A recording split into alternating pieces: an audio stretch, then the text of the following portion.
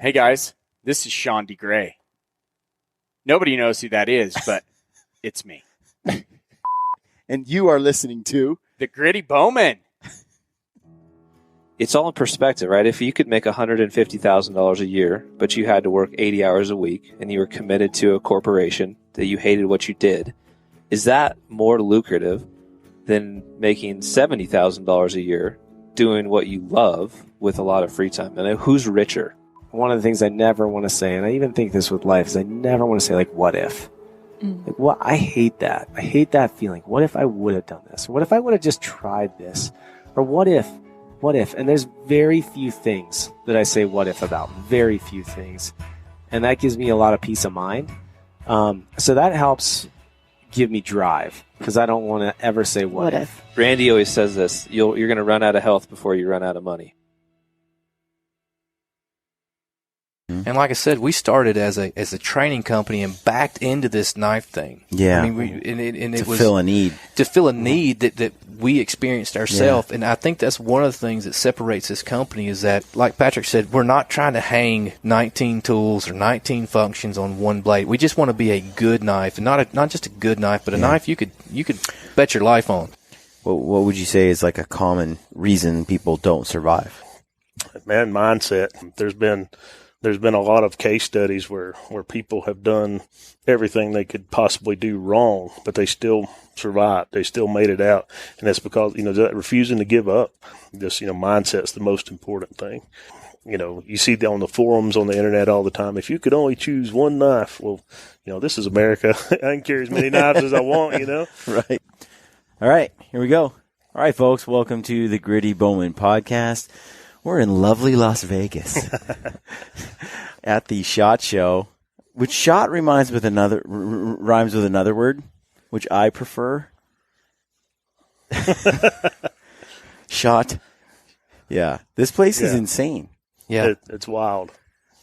It's a lot to take in. It is. So I'm here with Patrick Rollins and Shane Adams from Esee Knives. Esee Knives, yeah. And so we've been using Esee for a little over a year, and Aaron Snyder has been using them for a long time, for years.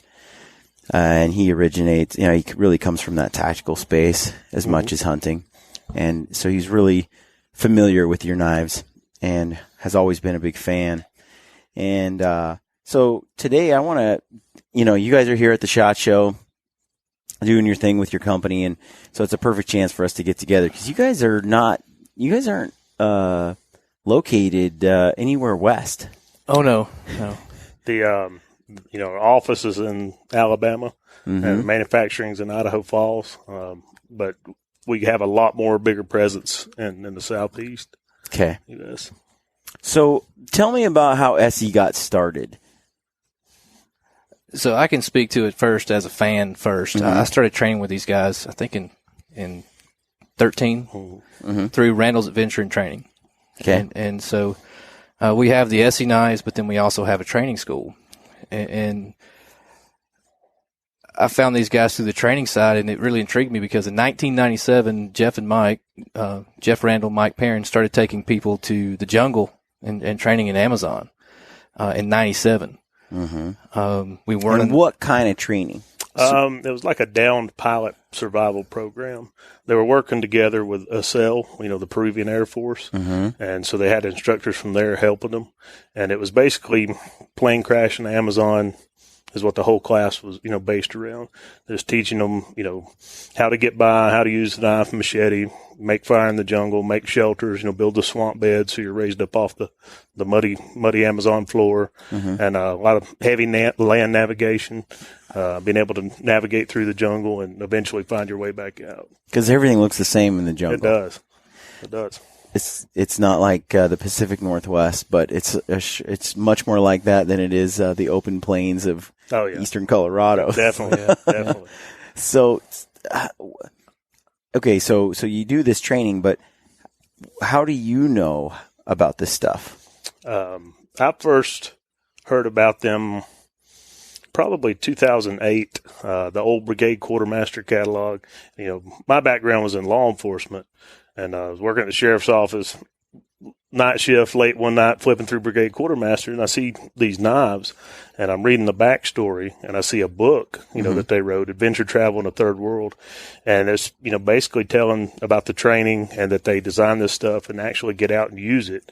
And so I was intrigued, so I looked them up online and saw they were offering a class in Fort Payne, Alabama, which for me was about an hour and a half drive, and it was a 5-day woodland operations class. And I'd, been on the SWAT team, been a sniper and all that, and that intrigued me. And it covered basic survival, land navigation, basic human tracking, some basic ropes and rappelling. And I put in a request, to attend, from the sheriff's office, and it got approved. And just went and it was in the Boy Scouts growing up, loved the outdoors, loved using knives, making fires, stuff like that. And so went and took the class, had a blast. Was just kind of blown away that there's an outlet. People do this. People still get out and do this as grown-ups. Yeah. And got asked to come back and start helping out teaching classes. So I would take time off from the sheriff's office to go help teach a class in Fort Payne. Did that for a few years, and then got asked to start coming to the Amazon with them. Helping out with the jungle class down there. And then towards the end of 2012. Jeff and Mike kind of handed over the jungle survival class to me and Ruben, one of our other instructors. And, it was basically like, passing the torch. And then he said, if I was to pay you what you're making now to do nothing but teach classes, schedule classes, keep up with the rosters, do the shows like SHOT Show and Blade Show. He said, would you be interested in it? I said, yeah, I'd jerk your arm off, get to do this full time. Yeah. And so came on January 1st of 2013. And, the majority of our classes, are in Gadsden, Alabama, Gallant. And, but we still do the jungle class, the jungle survival class every year also. So when you went to the Amazon for the first time, had you been in a jungle like that before? I had never been to the jungle, and being from Georgia, growing up in, the hot summers, humid, mosquitoes, you think, well, it can't be much worse, because the heat during the summer and all that.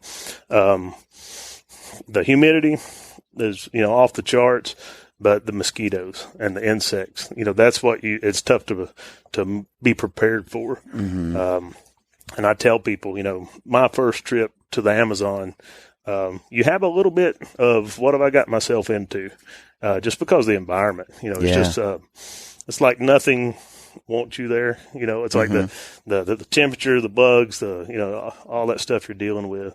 And, but that, that went away after a day or so. And it's just a fun place to go down, do the training, do the classes, knowing that, at the end of 7-10 days, whatever, I'll be going back home. So I always tell people that, it's a good place to visit. I wouldn't want to live there. Yeah.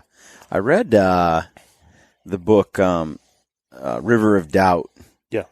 And about Theodore Roosevelt's, journey down that unexplored river in the Amazon, uncharted. And that was a fascinating story. But I recommend anyone listening to read it. But the jungle sounded like a nightmare. It can be pretty miserable. But you see the people that live there, for them, it's just daily life. Yeah. And you get used to it, There's all the stuff that can kill you there. Oh, yeah. Like the poisonous stuff, like everything. Yeah. Yeah. If you don't get poisoned or something, or you'll get some disease or malaria or, it just looks gnarly. And everything, you stay wet the whole time. Even if it's the dry season, it still rains at some point during the day, even if it's just a little bit, and it's just staying dry and being able to get dried off. So as you explored and went down this road of this survival type training, how did it go in the Amazon? That first trip down there, I was just there to assist, and my big passion's been fire making. Just being able to make fire regardless of the conditions. And so here I was going down to the Amazon jungle to teach fire making, and so initially that was kind of, seemed like a daunting task. Here I am going down to a rainforest where everything's wet and going to be teaching these students how to make fire. But one thing that I showed them, we're in this swamp, and I see a busted flip flop, just a rubber sandal that one of the locals had lost who knows when, and so I grabbed it and took it with me because it's rubber. If you can cut it up in little slivers and get that rubber burning, then you can start adding to it with your slightly damp, kindling or whatever you've gathered up, shavings and stuff like that, because rubber burns hot and it burns for a long time. Yeah. And so I really tried to hammer that home that, here we are in the middle of the Amazon jungle and there's trash, there's trash all over this planet, and just being able to find it, use it, think outside the box, really tried to hammer that home. Yeah. So where did the knives then come into play? Because Shane, you were talking before we started, and you were like, "Hey, they went down there, and the knives on the market weren't what you were looking for, what you needed." Yeah, I'm not sure as far as brands, what were they initially taking down there. But with the knives and some of the other gear, they just weren't happy with, how it was holding up in that environment. And so, those two, you get them together and they'll pull out a napkin and start sketching out, like mad scientists sketching out, well, what about this design? What about this blade? And, it took off from there. They went to, a few different knife makers, getting the prototypes done and then getting them into production, and then kind of moved around and were with Ontario knives for a long time. And that was the Ontario rat knives that a lot of people are familiar with. And then eventually got away from Ontario, went with Rowan Manufacturing, which is who we're with now. They're in Idaho. Yeah, Idaho Falls. So what is it about an Esee knife that's different? The best thing we have going for us is the 100% unlimited lifetime warranty. And that's something Jeff and Mike have always stood behind. If you break it, no matter how you break it, send it back, they'll replace it. We've even had people cut one in half with a cutting torch just to see if we would replace it. And we do, because, giving that one knife away, we're losing money on that one knife. But when that guy tells his friends and they tell their friends, man, I cut it in half and they still replaced it, that just sells more knives. Yeah. And so that warranty has really built, we get good quality, great quality control, good heat treat. Sean Rowan's heat treat's probably the best in the business. So they will withstand a lot of abuse. But any knife will break, if you're rough enough with it. And, just all that combined has just made for a great product, and we've got a lot of loyal fans, and that's helped spread the word. To speak back on Patrick's part of it is just last week, maybe week before last, I fielded this conversation on social media first as a guy said, "Hey, look, I went way outside the bounds on a warranty issue. I don't want to take advantage of you guys." It's like, well, what happened? He said, "I took a hungless, one of our bigger chopper blades." He said, "I came up on an overturned vehicle, and I stuck this thing in the car door, and I pried on it, and I finally got the door open. The knife didn't break, but it's bent." I was like, "Man, send that in. That's why we have that warranty." And I said, "Go to our warranty page, fill out the form. Make sure you tell Mike, who is our co-owner, who fields those warranty claims." Yeah. I said, "Let him know that story, because we might have a 1/10 of 1% that takes advantage and does some legitimately stupid stuff." But it was also cool to know that guy trusted our knife to say, "You know what, this is a $200 knife. I'm going to stick it in this door and do what I need to do because I know they'll take care of it." I mean, the guy probably would have done it anyway. But that story is made up. I'm just kidding. That's all made up. No, it's true. I promise it's true. So what makes a knife good for something like the Amazon, for survival? What goes into making, what makes a knife good for that? One of the things with a lot of our knives, they have the powder coat finish on it, and so any exposed metal is still going to rust. Like along the edge or where the logo's lasered in, that's still going to rust some. It's not going to affect the performance any. But initially with the powder coat, that was what a lot of people don't know how to take care of a knife, and our knives are 1095 high carbon steel, which will rust. It's a it will hold an edge real well, and it's easy to touch up in the field if you have to. A lot of the super stills you see coming out now, they'll hold an edge for a long time, but if they ever go dull, it's really tough to bring that edge back, to where you want it. And so I think that all that was kind of going into the thought process of, the majority of people don't know how to take care of a knife.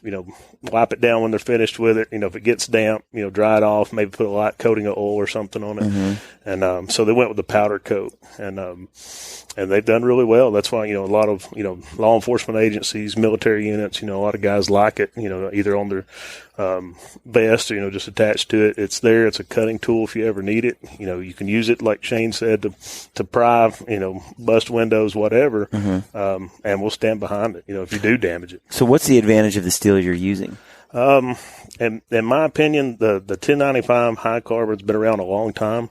It's like if it's not broken, don't try to fix it. Mm-hmm. And like I said, it's just, it holds an edge well, easy to sharpen, easy to touch up in the field.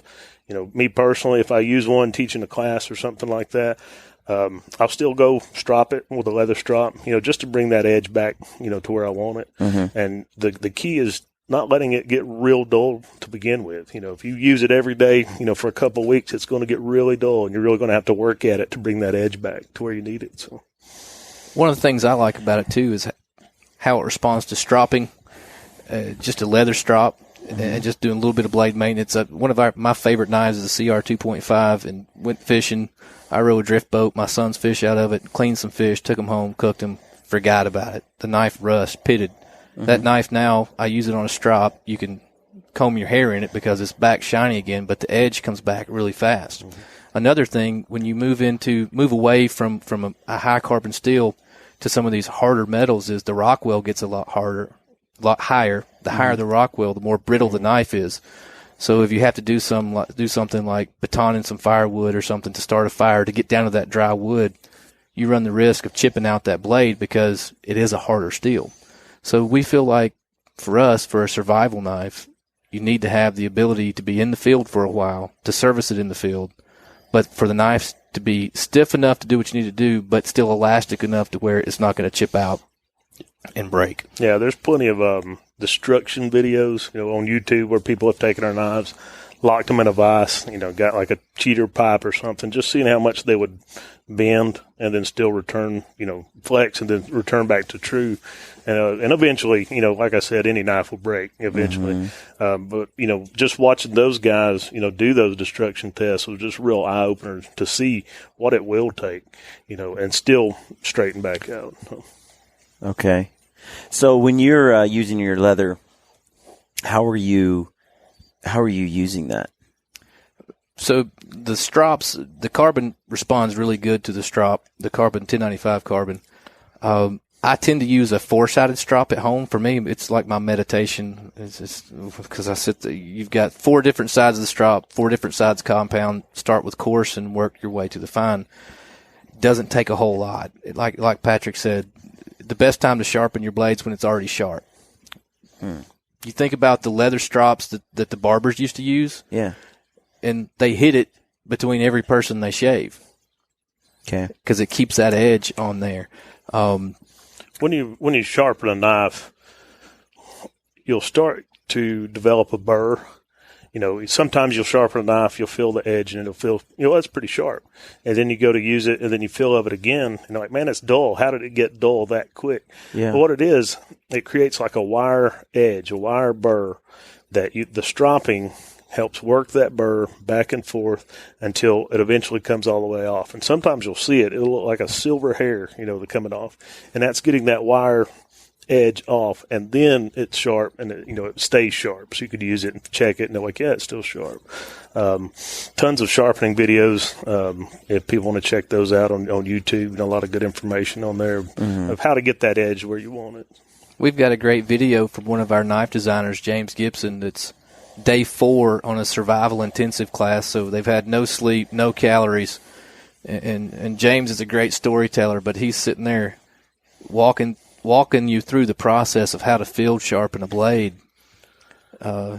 it's kind of cool. It's good to know the backstory because you can see that he's fatigued and tired, but he's sitting there and you can tell his hands are automatic. He knows exactly what he's doing, and he walks you through that process of removing that wire edge.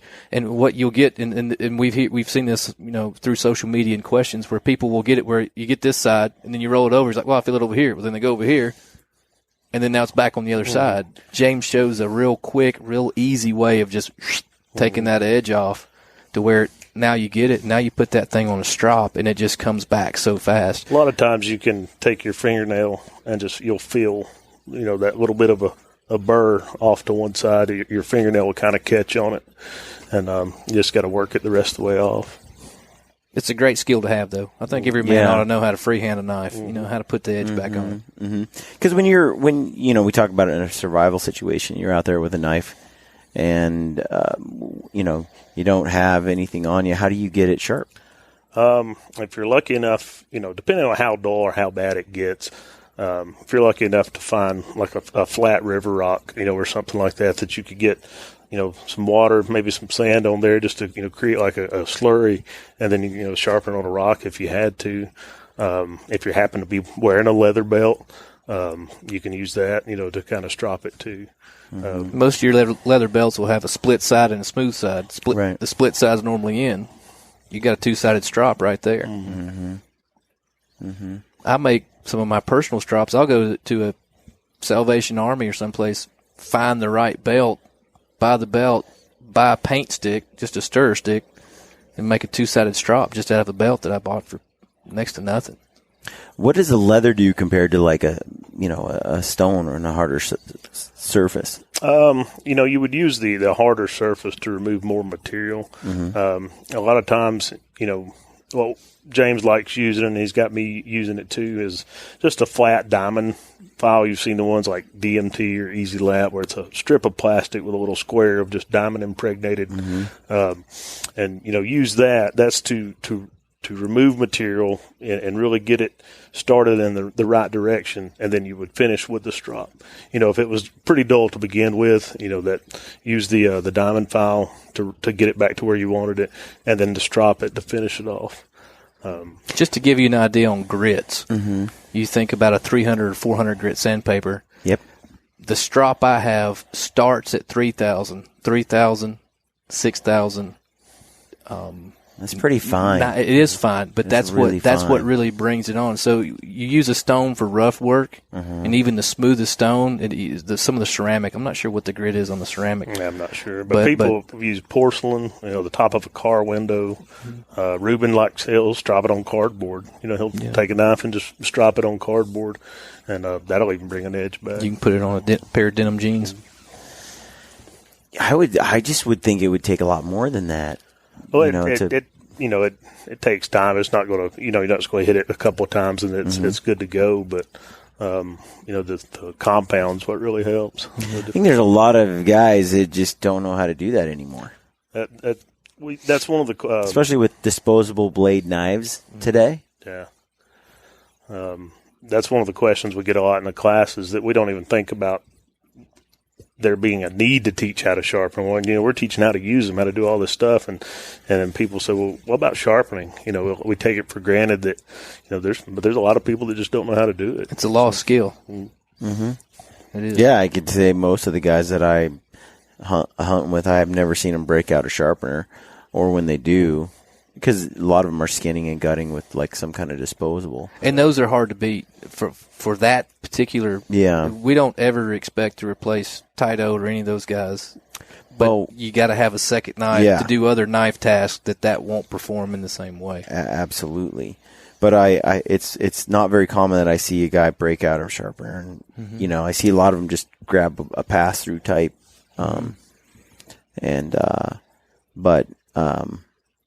Yeah. So tell me about the classes that you guys do. We teach wilderness survival, land navigation, which we really stress the land navigation in our survival class because, if you don't get lost to begin with, you might not need all this other stuff. Right. Right. It's good to know. It's all good to know. We teach basic human tracking. I was privileged enough at the sheriff's office to take several classes dealing with human tracking. And we teach it with, geared towards search and rescue. Teach ropes, basic rappelling, rope rescue. Jeff, one of the bosses, big passion for ropes. He just loves rappelling, descending, ascending, all the aspects of rope rescue, the mechanical advantage, rigging up the 3-to-1s, the 5-to-1s, and all that. We've got a couple basic pistol classes we do. What am I leaving out? Our advanced bushcraft classes. Bushcraft, yeah. So the bushcraft stuff is just basically you're learning how to cook over fire, learning some camp chores. One of the things I look at this deal from a fan side is our instructors are always learning. They're very humble. Every class is a little different because your students bring something to the table in the way of experience a lot of times too. Right. So I love to watch Patrick and James especially work during our advanced bushcraft because you're learning skills, and some of it is a primitive skill kind of stuff. It's not stuff you're going to use in a survival situation much as just maybe you want to carve a spoon, or maybe there's certain things you want to learn. Or these guys cook great meals over a fire, man. I'm telling you, it's good to be around guys that have that skill set. Right. But it's a really low-key class. Our classes, for those of us that know us a little bit, have kind of a hardcore reputation.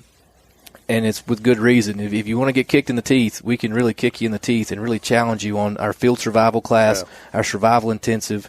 You really got to want to show up for those classes. You're going to get your dipstick checked a little bit. Yeah. You're going to. Yeah, the field survival, the first 3-day survival class when I came on full-time that I taught for Jeff, it was just all skills. And, it was sitting around a fire, working skills, people camping at night. And I liked it. The students loved it. Everybody had a good time, learned a lot. After the class, Jeff came to me, and he said, that was not a survival class. He said, I'm not running a Boy Scout camp.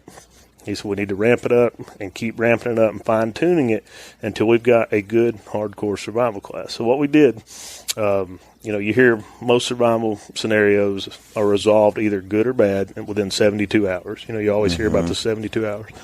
And so we decided to take a 3-day course and try to incorporate all the physical stress, the mental stress, the sleep deprivation, calorie deprivation, all that you would be going through in a real situation, and to do that and still teach skills along the way. And Shane can tell you, from his experience, he came and it's not a class I'd want to take, but he came and took the field survival. And it just really, you're learning good skills, but you're having to put them in use. And we bring in a lot of team building. When the guys, haven't eaten much, haven't had any sleep, and here they are having to work together to accomplish a task. Kind of like, that class is like a plane crash scenario, like where the students, survived this event, and now they're having to work together to make it through, the next 3 days. And that's a real big hit, class that people really love. Because it's not at the end, you're not just getting handed a certificate and a class knife. I mean, you earned it. You earned it. And we've had guys that you're a changed human being. We've had a lot of guys that have done go ruck and stuff like that, and they've kind of likened it to that. It's like a go ruck that didn't end, for 3 days. Yeah. And we're all just beat and tired at the end of it because we're having to stay up too, run the night evolutions. And I don't know which is easier or harder, to be honest with you, because I've been on the side of the student and I've been on the side of the instructor, and it's pretty gnarly on both sides. I mean, it really is. But it's really cool to see what happens to people because we throw these people together. Some people show up solo, some people show up with a group. I was scheduled to go in January of 15 and taking a good, I guess what we'd call our godson almost, who'd never spent a night in the woods. He's 24 years old, never spent the night in the woods, and I somehow convinced him to go with me on this class. It'll be fun. Yeah. I said. 3 days. How old? He was 24 at the time. Never spent a night in the woods. I mean, wow. And okay. so he's just a kid. He's a stray. We fed him and he stayed around and he's become part of our family. But 3 days before the class, we had a death in the family. My father-in-law died and so I had to bail. And I gave him the option. I talked to Patrick and he went in January. It was 38 degrees and raining the whole time. And there's rained, something yeah. we were pretty well convinced that Jeff Randall, the owner of Randall's, has some type of Control the connection with like his microclimate there, because the weather always seems to get fairly epic. I went in December of 15, so I could make good on my promise to go. The high was 28, and the low was 18. Yeah. And this is in Alabama. I mean, Yeah. so it was. You could either stay warm or try to catch some Z's at night every now and then, but you couldn't do both. And in that class, well, we factor it into. We've talked to some guys that have taught a lot of SEER classes, and just as far as sleep deprivation, we don't want to push the envelope too much. But seeing how the class kind of parallels, with how they're doing it. Yeah. And they said, try to at least factor in 2 hours of sleep each night. And so we worked it into the schedule to where if this team building task got accomplished, if they were pulled it off in time, then there's a 2-hour break of downtime before we just start right back up into the next day. And it's usually like 6 in the morning to 8 in the morning is that downtime block. Some classes, they get it. Sometimes they don't, and we just rock on through, just start back into day 2. And just really the fatigue and, just the misery of it all is what we're trying to accomplish because, regardless of what some of the shows on TV might, try to portray, survival is not fun. I mean, it's just absolutely as miserable as you'll ever be. Mm-hmm. And there's nothing fun, glorious about it. It's keeping a positive mental attitude, keep putting that one foot in front of the other, and hanging in there. Yeah, on that note, like what is the what would you say is like a common reason people don't survive? Mindset. There's been a lot of case studies where people have done everything they could possibly do wrong, but they still survived. They still made it out, and that's because that refusing to give up. Mindset's the most important thing. It's very synonymous to me to hunting, mm-hmm. and how you just got to grind it out. How many times have you killed on the last day?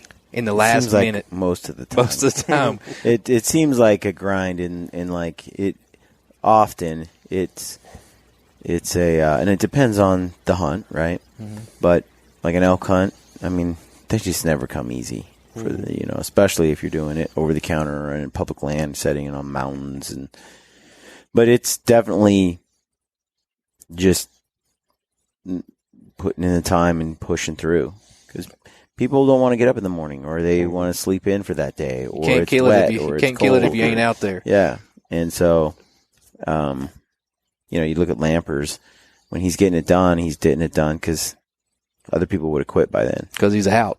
Mm-hmm. Yeah. So when it's cold, so you're talking about building the fire, and that's something that you're really into. So you guys teach people how to build a fire if they start with nothing? Yeah, and the primitive skills like the bushcraft classes, that's more typically where we'll teach the bow drill, the hand drill, the bamboo fire saw and stuff like that. It's all great skills to know. It's not anything I would ever want to have to rely on. It's great to know how to just walk out in the woods, gather the material you need for a bow drill fire, and be able to do that. But if I'm out in the woods, out hiking, canoeing, or whatever, I'm going to be carrying something to make a fire. If you flip a canoe in January and it's 10 degrees outside, you don't want to be trying to hunt for natural tinder or the right woods to make the friction fire.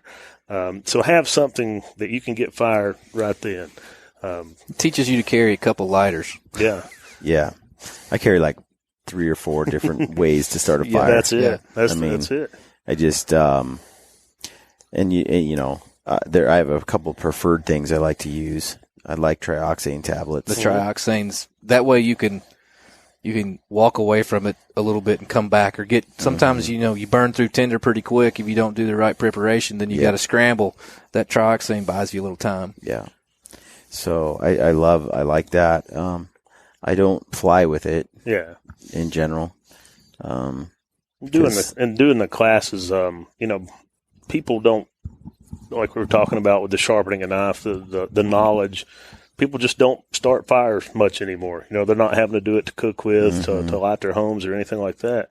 And so you see a lot of common mistakes, like once they get something lit, they'll pile too much on too fast, or try to pile bigger pieces on when you should start small and then build your way up. So it's good to, like in that field survival class, there's times where they have to do it, whether it's raining, or cold or hot, humid, and they're having to actually do it and get it done. Anybody can go out in their backyard on a, nice sunny day and get it done. But being able to do it when you hadn't had any sleep, you're tired, you're cold, your hands are, numb, and still being able to get it done. So we like pushing that. We like stress realism as much as we can. On my personal experience in just field survival, I've made a lot of fires. I felt fairly confident in my fire making skill, and on day 2 with no food, pretty excessive amount of PT, no food, no sleep.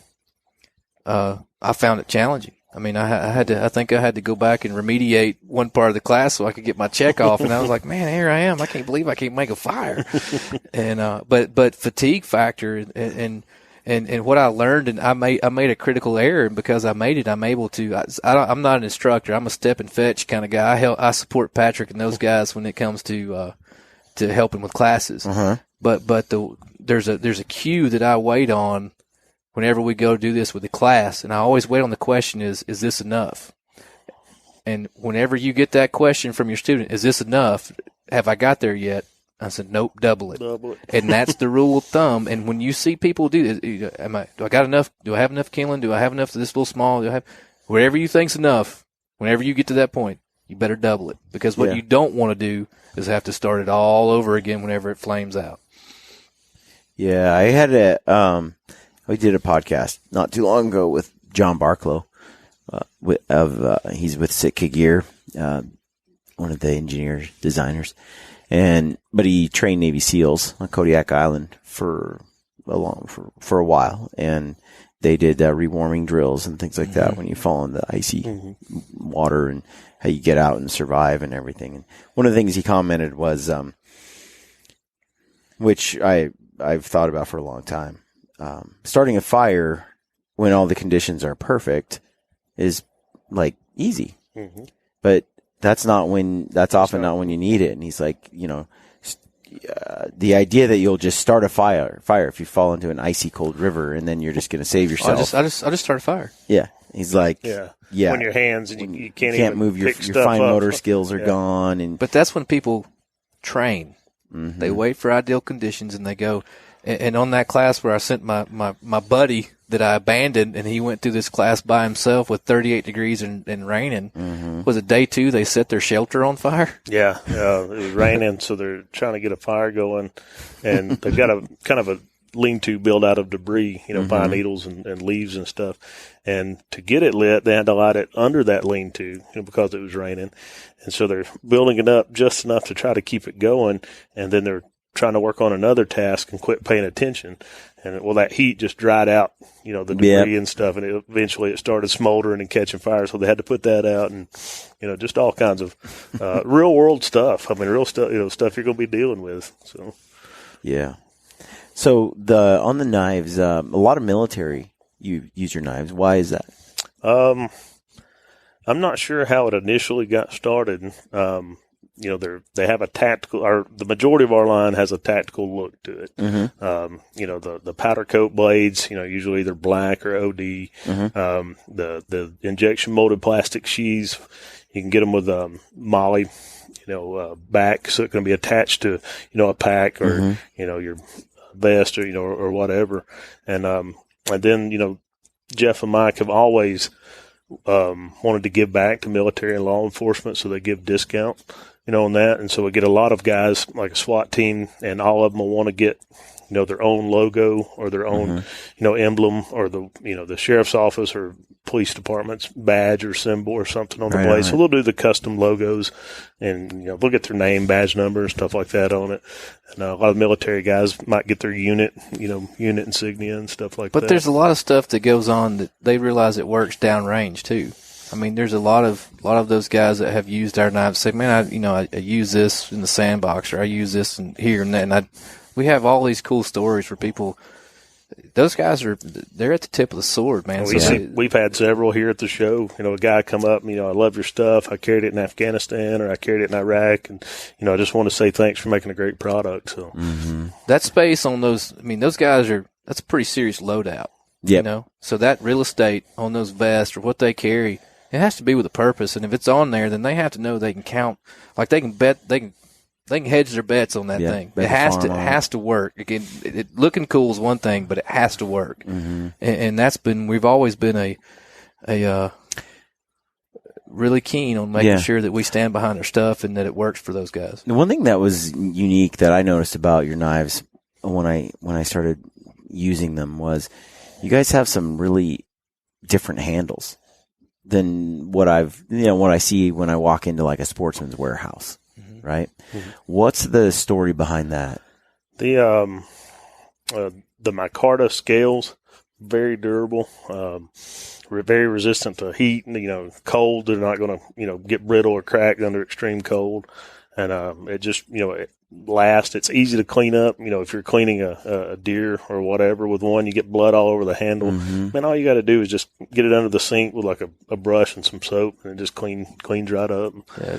Knives are, I grew up with knives and guns. Mm-hmm. And I love pretty knives and cool knives and other stuff too. But at the same time, at the end of the day, we make a tool. Yeah, we make ugly knives. Our knives aren't made to be put in a presentation case and hung up and talked about. The prettiest knife I know, we got a hashtag on Instagram called Beater Esee. And I tell you, we get all these cool pictures, these stage pictures of brand new knives, and they're pristine. It's like, man, I know what a new knife looks like. Yeah. I want to see the one that's just been to hell and back and you're still using. And that Beater Esee hashtag has some of the coolest, and that's what tells our company story to me is that hashtag, because we've got these guys from the loadout room and all these other places that use our gear. Mm-hmm. They use it, and the knife shows the use. Like you didn't get that on a belt grinder. That guy used it. And like what goes into the shape of a handle that goes into its use? It just depends on like when they initially came up with the design. A lot of our knives have the flat scales, and then we start getting over time customer feedback saying, man, I wish, I love this knife, but I wish it had a slightly rounder scales, or I wish it didn't have a choil or didn't have jimping on the back of the spine, something like that. And if we hear that enough, we take our customer feedback real seriously, and several of our newer designs were based on that. They're wanting rounder scales, they're wanting to do away with this or that. Let's design it. Let's make it happen. If they say, I like this handle, but I just wish it was on this knife, and we'll look at that and see if it's something we want to try. And that's not a quick process. We mass produce knives. We're not a custom shop, so it's a big ship that doesn't turn too quick sometimes. But we take that feedback into account, and we look at our traditional SE3, SE4 knives, SE6, which have been great sellers. And like Patrick said, people said, man, I want something with a little fuller handle. I don't want the jimping on the back of the spine, which is the texture on the back, or the choil, the finger groove on the front. Mm-hmm. So over time, we get enough of that feedback. We take notice. We do it. And so it's been responded, same thing. People wanted a traditional style Esee. Mm-hmm. So we came out with a leather pouch, leather sheath that people wanted. Now, no sooner you do that than they want Kydex. So this year, in response to that HM series, handle modification series, based on we once again responded to customer request, customer feedback saying we want this in Kydex. And so that Kydex, you can carry it tip up, tip down, on a belt, on a pack, however you want to do it. And that's usually where when a new knife comes out of ours. When you keep an eye out for the aftermarket for that knife and see what guys are, like you were talking about the HM series, you start seeing all these guys doing aftermarket Kydex. We're like, man, we should have done Kydex. And right. Then, get enough feedback on that, and then we'll start offering it too. So. What is some of the most popular knives you guys sell? Well, what's among them? You guys have helped the Azula, obviously. Over the long period of time, the SE3, SE4. Mm-hmm. But that's where things are a little different in the sense that if we're talking to the hunting space here, those knives have always been go-to knives in that law enforcement, military, tactical side. We have another series out. Patrick here is one of our designers. The PR4. It's a Kephart style blade. That is a great knife. The JG3 is another great knife that we've talked about a lot. I like that one. That's a cool knife, and the reason it works is because it's designed by a guy named James Gibson, and you'll be hard pressed to find Patrick, Reuben, James. You'll be hard pressed to find someone that uses a knife more than those guys. You're not going to get a Esee whatever from me. I love using knives, but these guys are on a whole different level, and so. We've debuted some new product this year from James Gibson, and I love putting stuff in people's hands because you're like, oh man, like they always have this sense of like the new Gibson Hawk that we've made. He's made this little axe. We don't even have a good name for it yet, but people look at it and they have immediate, well, it's going to feel like this, and then you put it in their hand and you see this look of surprise on their face. I'm like, man, that feels good. He's like, yeah, this guy's been making... almost like he knows what he's doing. Yeah, it's almost like he's done this before. Yeah. I remember the first time I made a knife. But by the time it gets through James or through our designers, Patrick's knife, another perfect example, the PR4 came out this past year. I got the I'm sitting on day 2, sleep deprived, hungry, and Patrick pulls out this knife, Gritty Bowman. I know. Coming to you live. We'll edit around that a little bit. That's all right. So with Patrick's knife, I saw his knife in prototype phase a full 2 years before it ever went into production. And I said, man, let me see that thing. And so I got to use his prototype, and we weren't talking. I wasn't even on staff then. They weren't talking about it. I used that knife for a few minutes around the campfire on day 2 of field survival, blitzed out of my mind, just being tired. And I was like, man, that works. I left. Hit up James Gibson the next week, and I was like, James, I want you to make me a knife like Patrick's. I didn't know this, but he called Patrick up and said, hey, you mind if I make a knife for this guy? Man, he makes money off of it. It'll be a while before we get in production. So I've got what is essentially the second prototype of his knife, but we tested that thing out for 2 years. Yeah, Jeff and Mike said, we want you to design a knife that you would want to use, just a general purpose woods knife. And I said, man, I'm not a knife designer. I don't know the first thing about designing knives. And he said, no, I'm serious. Something that the features you like in a knife, I want you to design one like that, and we'll make it. So came up with a design, classic design, Kephart style. And he had me get with James to get the prototype and use that prototype for everything under the sun, teaching classes, field dressing deer, processing small game, and I was happy with it, and then they finally went into production with it. So that's how a lot of our stuff comes about. What's the story behind the little knife? Is it the CR3? CR 2.5. Yeah. So that's part of our designer series. Cody Rowan, whenever you look at our knives, you always see Rowan on the backside. Yep. If you own an Esee, there's a good chance that Cody Rowan put the finish edge on it, or if not the finish, the next to the last one, and his brother Jesse put the last one on there. So they're in Idaho Falls, Idaho. They're hunters. That CR 2.5 goes with me every time I go in the woods. It's probably the most overlooked knife, especially for guys that are in the field. I clean a lot of fish with that knife. I've cleaned deer with it. It's one of my favorite knives. It's absolutely tiny, one of my favorites. Doesn't weigh much, and it's sharp. And I can get in there even when I'm caping an animal out or something. But it's got it's so thick on the top. You're not as worried about busting a tip off if you're disarticulating something, but I'll stick it through the bone and I'll pry, and I'm like, I can't do that. You'll get a new one if you break it. We'll send you another one. But that knife is cool, and it's it's one of our most overlooked blades, I think.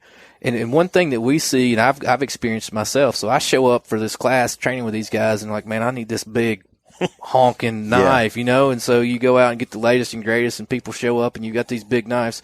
And you go look, and if you just notice, I think at this point Patrick could too. I know Patrick could. I could probably gauge where you are in your skill set, based on the size of your knife, and the people that show up that are new. And this is no dig on them, but the people that show up new, they show up with the biggest knife they think they'll need. The people that have some experience, I want the smallest knife that can get the job done because the knife's more nimble. If you're up inside of a chest cavity, you're cleaning an animal, that extra length on a big knife becomes a liability for whatever else is up in there, you know? It's like the knife industry as a whole is bad about, just trying to convince you what they think you need. And you start seeing all these gimmicks like thicker blades. Now it's got a tanto point, a saw back, a gut hook, all this stuff that's just getting piled on there. And it's never going to saw as good as a saw. It's big. It's never going to chop as good as an axe. We like to stress, use the right tool for the job if you have it. Yeah. And once you add all these features and now you've got this big monstrosity, it's not going to do knife stuff, as good as a normal simple blade would. Well, for us, where we're backpacking and I've got 90 pounds of camera gear, all the bow, weapon, and all that, and then you kill something, you're packing that out. Weight is a big deal. But I want a knife that's durable and sturdy and all of that, and that gets the job done, but I want it to weigh next to nothing. And that's where, like the Azula, fits that really well. It's easy to get to, easy to pull out. I like the Kydex sheath. It's right there on the hip where I can just get to it. And when I'm in camp, what I really liked about it is, I used to carry something in my pocket, like a folding knife. And, now I'm wearing my pack all day, and it's on the belt strap, and I pull it off. Like, I don't realize how much I use my knife constantly because until you don't have it, and it's accessible. Yeah. Like, it's just easy. Grab it, use it, put it back. Grab it, use it, put it back. And, I didn't, and before I'm fishing around in my pocket, trying to pull it out, folding it out, using it, so I like that. One of the things I wanted to ask you guys is about the folding knife versus fixed blade, because you don't have much in the way. You don't have anything in the folding knife category. One of the things I like to teach in some of the classes is, you've heard the joke, a folding knife is a knife that's already broken in at least one place. It just depends on, how hard you're going to be using it. Like I said, we stress the right tool for the job, but being able to use that knife to get yourself out of a jam or use it for bigger tasks. A folding knife, like with processing wood, if it's pouring rain, everything's wet, and you're trying to get to that dry inside just to get a fire going, with a folding knife, I wouldn't want to try to baton, to process a lot of wood. You still use a folding knife just to get, a lot of shavings and stuff. Me personally, you've heard 2 is 1, 1 is none. I'll have a fixed blade and a folder. You see on the forums on the internet all the time, if you could only choose one knife, well, this is America. I can carry as many knives as I want, Right. So just have a backup, have a backup to a backup. And if you lose one, you've still got something, with a sharp edge that you can use. It's something on our knives where all of our fixed blades are full tang. So you've got it goes all the way through and the scales are on the side. They're going to be, it's a lot more robust. Even the small Azula or the Azula 2, which is just a half-inch longer and has the scales on the side. If you like that skeletonized handle of the Zula, but you want something a little longer, Zula 2's half-inch. You could take the scales off. You could get into that ultralight area. Or if you want, I prefer the scales don't weigh that much. They work good with the gloved hand. They work good covered in blood. Another thing is my brother's a hunter as well, and he's using a folding knife. Well, after every time he cleans an animal, it's like the Taito. It's nice. The guts get in the folding handle and stuff, and I can't get it to open. Yeah, I get fat and gets fat in there. It's fat hair gets gunked up. It doesn't work. It stinks. Especially where there's no water. It's like if you can get to some water and clean it, but we're in a lot of places where there's no water, and then it gets all gummed up. But what does fat do when it gets in cold water? It's hard. It's a problem. Yeah, and you can rub on that thing and it's not going to come off. So that's where our knives are a little easier to clean, and that's where it's built to be a little more robust in that sense. And we like folders too. I'm carrying a folder now. Oh, yeah. Patrick, everywhere he goes, he normally has a Swiss Army knife in his pocket. Okay, but at the same time, if we're going to do some of this stuff that we're talking about, I'm going to carry a fixed blade. Doesn't have to be a huge. Even that CR 2.5 will help you get down the small stuff. Doesn't take a whole. Get to that dry wood. Get you where you need to be. Right. So where do you guys? Where are videos hosted for people who want to learn a little bit more? Do you guys have a YouTube channel where you have some instructional material? Part of my job is to make Patrick famous. And so, That's something I never asked for. So we do have a YouTube channel. It's Randall's Adventure /Esee. Okay. You can find us on Facebook and Instagram as well. So our YouTube channel's small. Yeah. And we're using our YouTube channel to kind of backfill. We have a new website coming out. Okay. I filled a lot of the questions for customer service stuff too. So it's nice. We have people, how do I mount the molly sheath or this or that? It's nice to be able to send them a link to them. Yeah. So we've got Designers Corners videos where we give some people some ideas. Nowhere near the quality of the Gritty Bowman now. Just a couple rednecks down in the south just trying to make it happen. Yeah, yeah. You know? But at the same time, we try to keep them short and sweet, nothing too long. It's not all product focused. Some of it's skill focused. Some of it's tech tips. Okay. It gives you a good sense of who we are. We like to teach no nonsense skills. We're kind of like our knives in that sense. Is that we just like to show you what works. It's not a be all end all. This whole thing's a continuum, and it changes. So, as far as your social media web page and where people can get in touch with you, what's the best? Yes, all of it. Yeah. I handle. Yeah, that's me. It doesn't matter what you do. You're probably going to get me. Yeah. Okay. And so, we're super active on Instagram. We have a growing presence there. Our social media presence. I came on staff in February. We're a little behind. A little thin there. Yeah, but we've picked up on Instagram. We've picked up about 11,000 followers this year alone. I feel like we put out some good content. We're not just product focused. For me, our knives are part of the experience. We want our knives to go on your adventure and know that it's a tool. And just like you guys, you want the best tool for the job. And so, well, I'm on your Instagram page now, and on Instagram it's Esee Knives, and it's ESEE right. Knives. And, you guys post a lot of cool stuff. You got everything from, Esee or beater and, stuff like that and some of our customers, man, let me tell you, our customers, our core people, man, they put out some great content. I mean, they just put out some awesome. It makes my job easy when I can share good content that stirs me. It makes me want to get, man, it makes me want to get out. I spend social media is always eating. And so I spend a lot of time on that thing. I try to be very, very reactive and responsive to people. But on my side, that's a 24/7 job. Yeah. But it's cool that I get to share pictures people that make me want to put the phone down and go get out. So. Yeah. There's a lot of cool knives, a lot of cool photos of knives in use, a lot of informational stuff. And then you guys have, esseknives.com. Right. It's a website. Randallsadventure.com is our training side. Okay. And then Facebook. Our Facebook and YouTube are both combined. Randall's Adventure /Esee. So we just kind of consolidated it. So I use Instagram and Facebook mostly to kind of communicate with our core group. We're working on a brand new website and got some other stuff rolling out that's going to.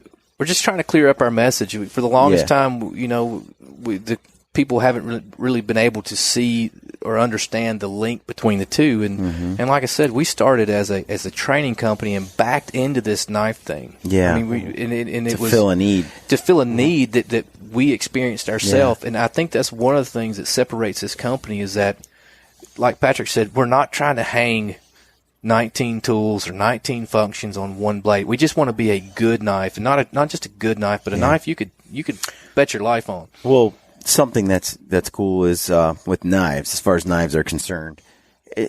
Like my buddy Dwayne, he helps me out with a lot of this podcast and stuff, and he lives near to me in Evergreen. I think he owns. I mean, he probably won't like this, but I mean, hundreds of knives, probably hundreds of guns too. Yeah. So, I mean, he is that guy. I own a lot of knives. Always have. Always just. You can always use another knife. Oh yeah. And there's just something about knives that I think that are they're just neat. I mean, they're part of, I think they're in our primal DNA. Oh, yeah. Like, it's just part of who we are as humans, You know, we don't have claws or fangs, and to the tool to get something done. You know, that's how it all started, to be able to make all this other stuff and get by. One of the coolest posts that we did on Instagram a while back was I just asked people a real simple question. That was, where did your knife story start? And for me, my grandfather, the man I was probably closest to and had the most profound impact on my life, died when I was 10. And I got his little case knife. Yeah. And his double barrel shotgun. And dude, it's over. Yeah. Like your buddy Dwayne. You're a gun knife guy. We get along. We get along just fine. You know, it depends on who's asking.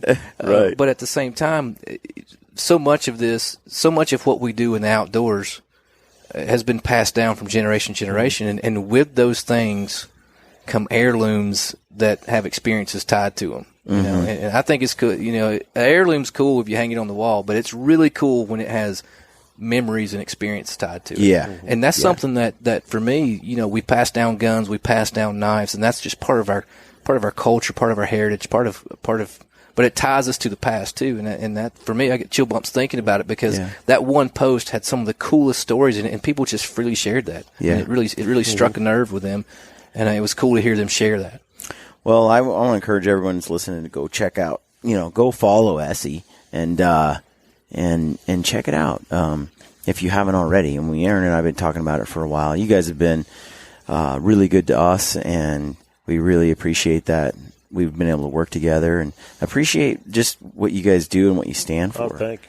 We're going to have to talk about y'all maybe putting a couple of these old Southeast boys on something. Let us go see if we can make something bleed. Do some hunting. Yeah. Enough about knives. Let's talk about hunting. Yeah, absolutely. It's I think it's, I like to interview and have people on the podcast that I think are trying to make a positive difference in the world. Not just making a dime but they actually have a real passion for life and making a difference. And with your brand, you're not just selling knives, you're selling knowledge, and it's part of your training programs and everything else. And so I think it's special. And if people want to learn and really push themselves, sign up for a class. Or if they want to come in easy, we've got the kiddie pool side too. It's some basics. Yeah. So if you want to go straight to the deep end, we can take you to the jungle, But if you want to ease into the process, and we can accommodate that too. That's cool. All right, guys. Thanks for coming on, Gritty Bowman. Appreciate Awesome, it, man. Take care. Stay gritty. Yes, Thanks, sir. Shane. Thank you.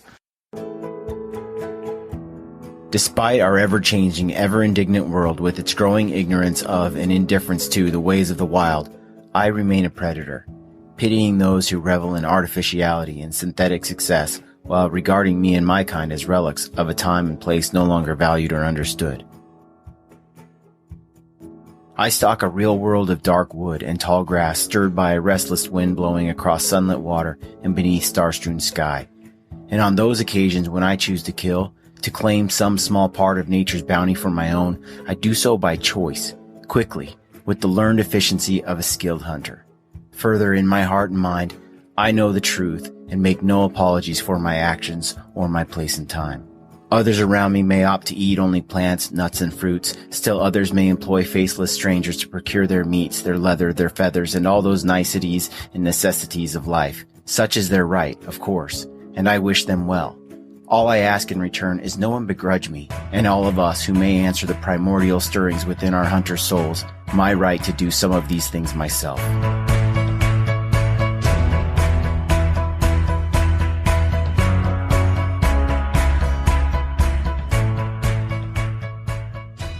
What you just heard is a quote from M.R. James. We truly live in a world that is largely ignorant and indifferent to the ways of the wild. And although some regard us as relics of a time and place no longer valued or understood, we have the opportunity to change the way these people view the hunter and the hunt. We can share our experiences and nature's bounty with those who employ these faceless strangers. And by so doing, we make a difference, not just for ourselves, but for the wild animals and the wild places we care so deeply about. Never stop sharing your passion for hunting and the outdoors. Our wild animals and our wild places depend on it. This is Ty Stubblefield, and you're listening to The Gritty Bowman. Grey Bowman.